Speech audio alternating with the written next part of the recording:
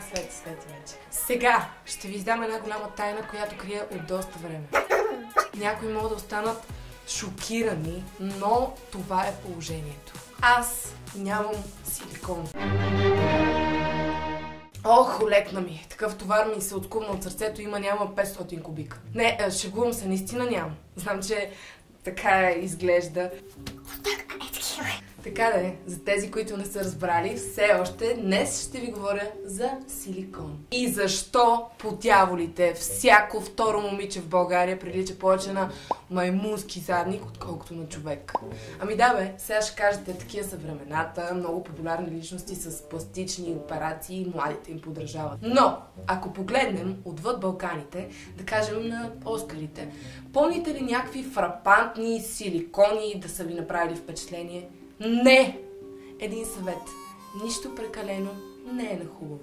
Ама що бе, аз си мисля, че съм естетически издържана, плюс това спонсорът така си ме харесва. Ай сега да не се лъжем. Не може умишлено да искаш да приличаш на ефтина порнозвезда и да имаш сериозна, смислена кариера. Аз не съм против пластичните операции, стига те да са в рамките на нормалното и да не са направени просто защото искаш да си секси. Има много хора, на които им се налага да прибегнат до пластична хирургия, но заради някакви здравословни проблеми. Така да, ама да си на 18 и да искаш да събираш повече лайкове.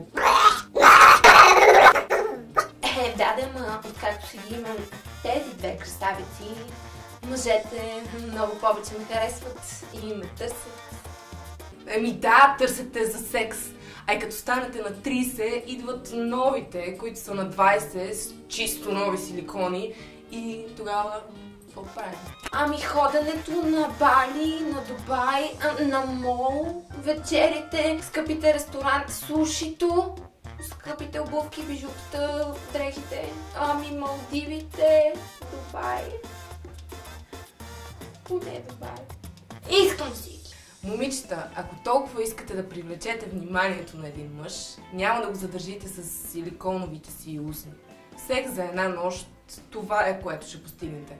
Защото когато изглеждате като секс кукла, вие всъщност ставате реална такава. Затова един съвет за всички млади момичета. Сядайте си на несиликоновите дупета и си учете уроците. Бъдете устремени, амбициозни и следвайте мечтите си. И не си мечтайте да имате 5000 лайка в Инстаграм, защото това нищо не означава. Важното е да се чувствате добре в кожата си и да сте уверени. Заражете този пластмасов театър и бъдете естествени. И се усмихвайте. Чао!